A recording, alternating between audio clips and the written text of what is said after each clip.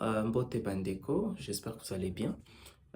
Aujourd'hui, j'aimerais bien qu'on décortique l'interview qu'a passé le ministre de la Communication, Monsieur Patrick Mouyaya, lors du face-à-face avec Thierry Kambundi à New York au lendemain de l'entérinement de l'accord de paix RDC-Rwanda, l'accord de Washington.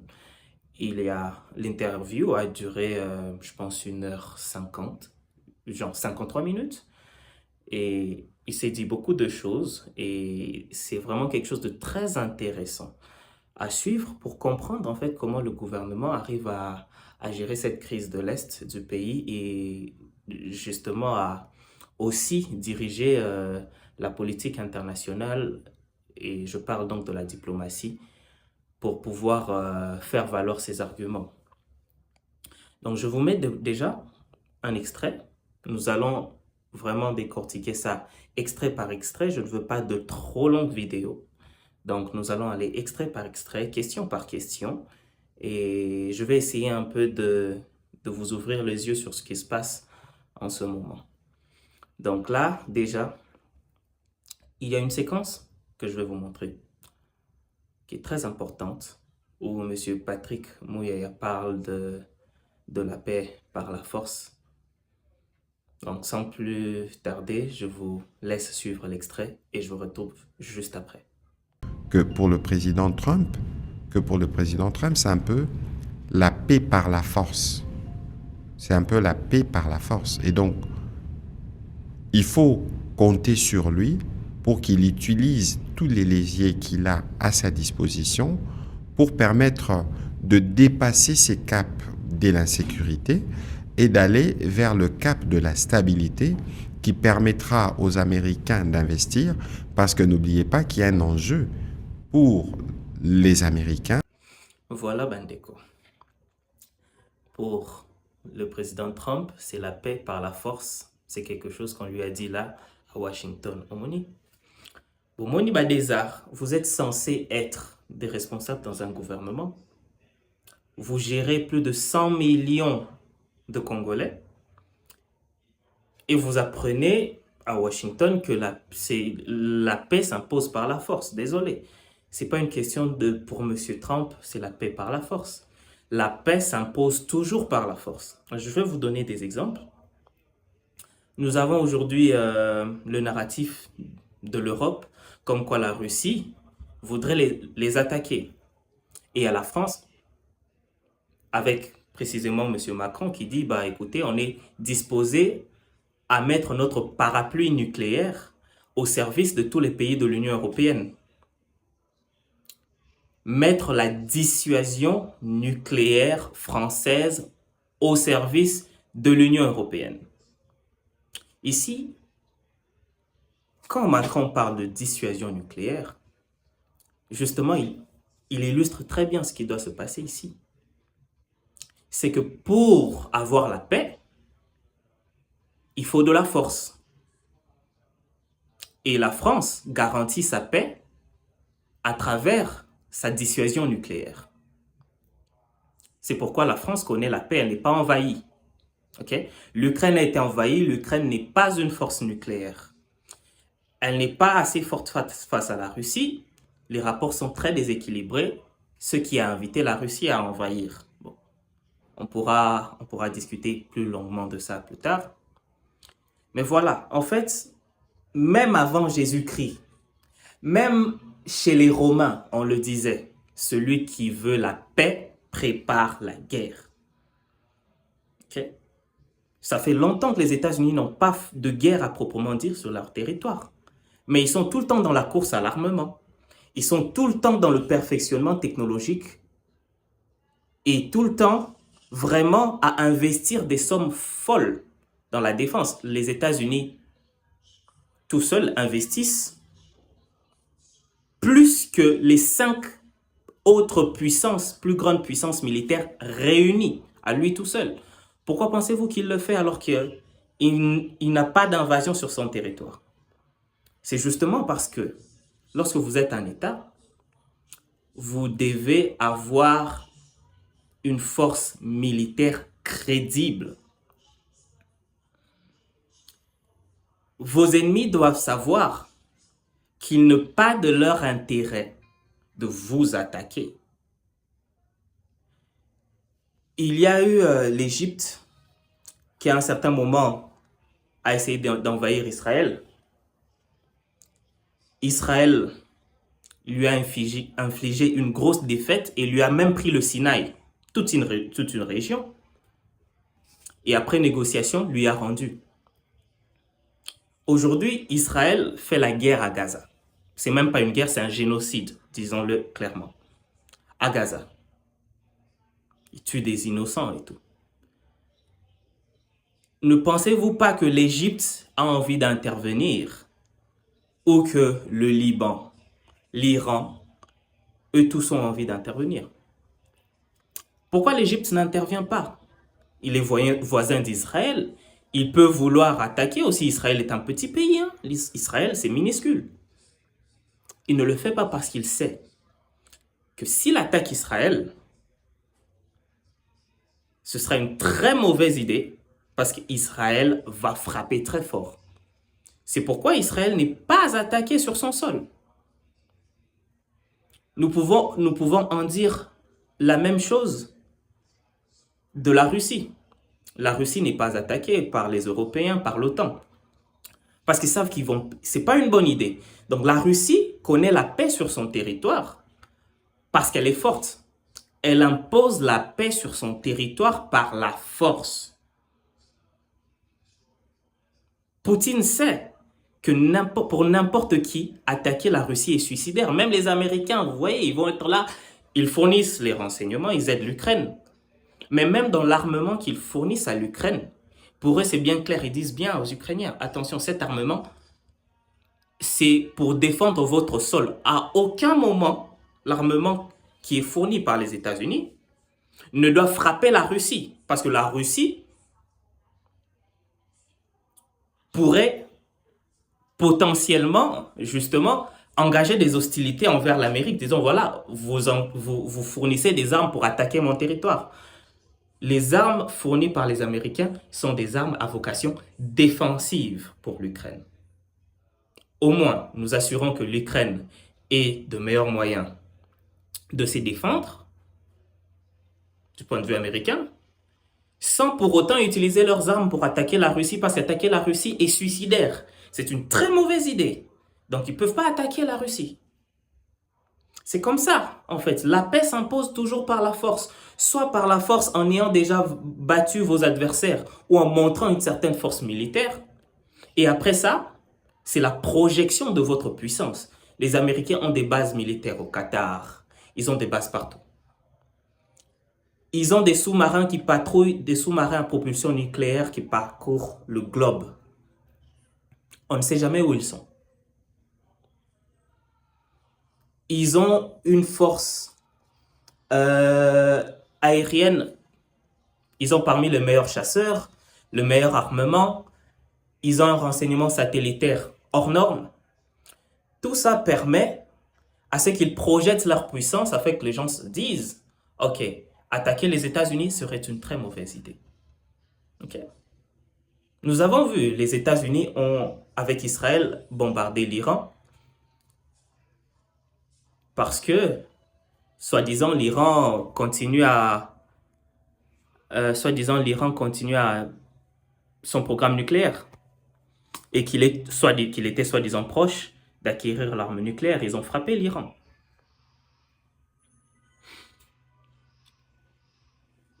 Poutine envahit l'Ukraine. J'ai pas vu de chasseurs américains dans l'espace aérien russe pour frapper et dire voilà, on sanctionne, on frappe là-bas. Non. Les sanctions, c'est autrement. Ils utilisent leur levier, oui, pour essayer de sanctionner, coincer un peu la Russie, mais ils vont pas s'hasarder à aller tuer des Russes sur leur territoire. Pas du tout, jamais. Ils font la guerre par procuration. Ils utilisent d'autres leviers. Par exemple, la Russie qui est exclue du système bancaire SWIFT, interbancaire SWIFT, par exemple. Donc voilà, la paix s'impose toujours par la force. Quand vos ennemis savent que vous n'êtes pas fort, vous les invitez à venir vous envahir, à venir vous frapper. Nous sommes là rien que, je pense que c'était 72 heures après la signature lors de l'accord de Washington, l'entérinement de l'accord de paix RDC-Rwanda. Uvira vient d'être pris. Ok? La ville d'Uvira aujourd'hui est prise par les M23 après cette signature-là. Pourquoi? Et lors de la prise d'Uvira, les FRDC n'ont presque pas riposté. Nous avons vu l'annonce d'un repli stratégique. Les M23, une milice armée terroriste qui vous attaque, vous faites un repli stratégique. Qu'est-ce que ça leur dit? Ils sont faibles. Continuons d'avancer. Et ils vont continuer d'avancer.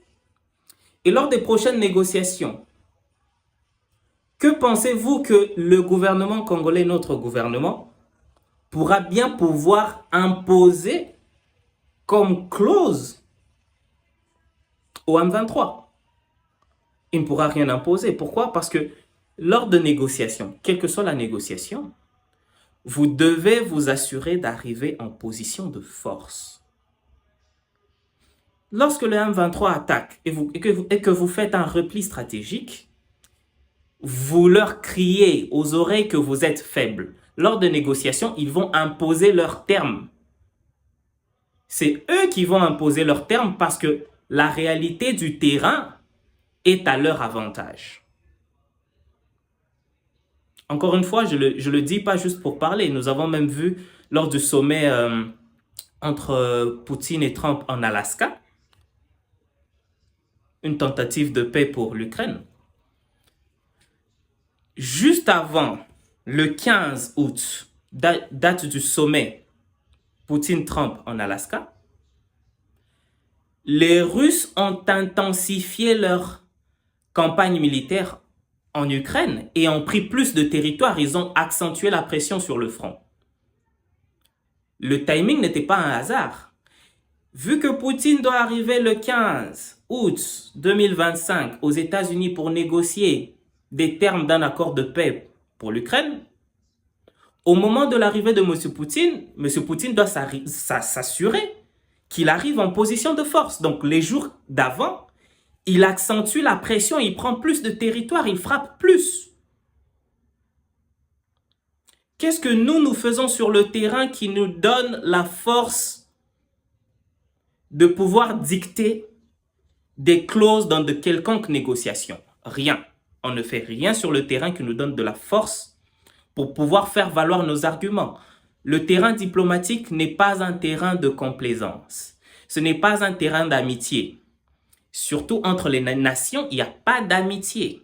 Ce n'est qu'une question d'intérêt et une question de rapport de force. Tant que par rapport au Rwanda, nous sommes dans la peau de l'agressé, qui ne fait rien pour se défendre, c'est le Rwanda qui va dicter des clauses.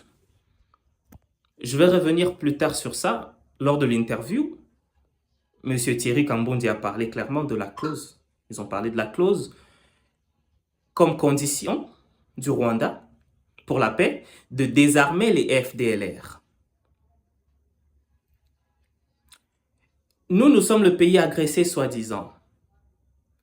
Et c'est l'agresseur qui nous exige de désarmer le FDLR. Pourquoi est-ce qu'il nous exige ça? Parce qu'il sait que nous sommes faibles et que nous sommes prêts à tout signer pour nous donner un peu d'air. Et il nous fait signer un piège. C'est une clause piège. J'aurai beaucoup de gens qui vont dire, voilà, aux Rwandais, boye, aux autres côtés, aux autres dénigrés, le gouvernement doit être derrière, le gouvernement derrière, désolé. Tous un peuple congolais, le gouvernement est là pour nous servir.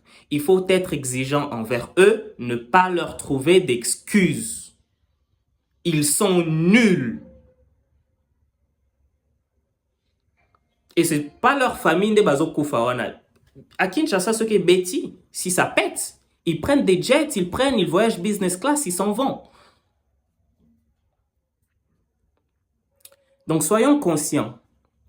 Soyons conscients. S'il vous plaît, soyons conscients. Si vous lisez bien, Ebele Bozoloba, soutenir le gouvernement patati patata, Bozo Betabamabo, comme vous n'avez pas lu l'accord du 27 juin 2025 entre la RDC et le Rwanda, cet accord de paix, vous n'avez pas vu ça.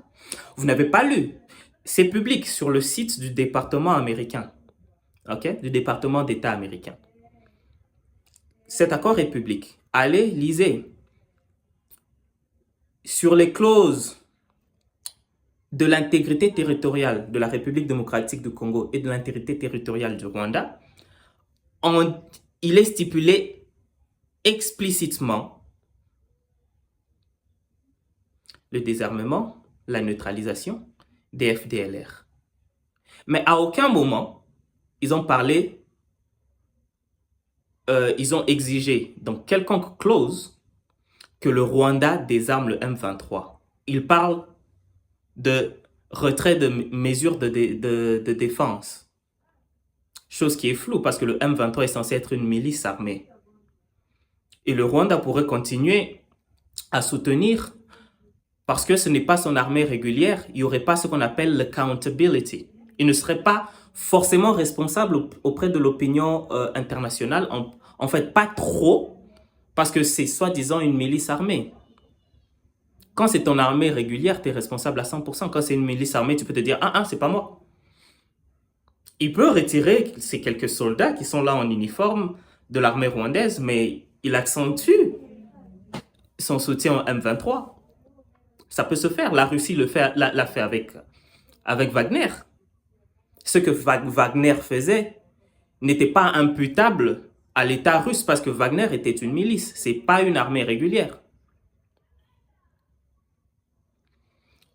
Cet accord de paix du 27 juin, lisez, cet accord de paix protège le Rwanda mais ne protège pas la République démocratique du Congo. On s'est fait rouler. On s'est fait rouler. Et ne vous trompez pas, M. Trump, il était là pour son deal. Il voulait son deal, il a signé son deal. Et puis, il aime bien les séances photos, il aime bien le sensationnel.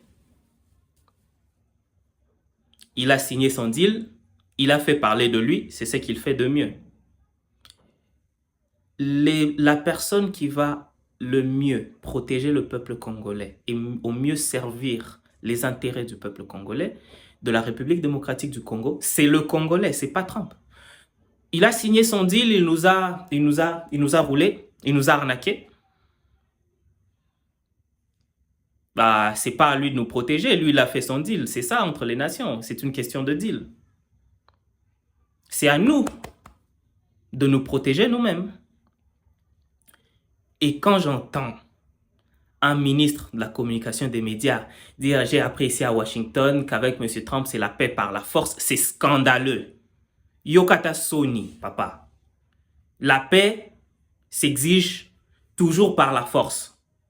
Si tu es fort, on ne va pas t'embêter. Bambongo Zosomba, Badjipa Minene pour les députés. Le train de vie exorbitant du gouvernement, si vous investissiez ça dans l'armée, vous pensez vraiment qu'une milice comme le M23 viendrait nous tuer dans notre propre pays? Mais vraiment? Bandeko, Kandeleke Bele, Tomonana, la prochaine fois, on va voir d'autres séquences de cette interview.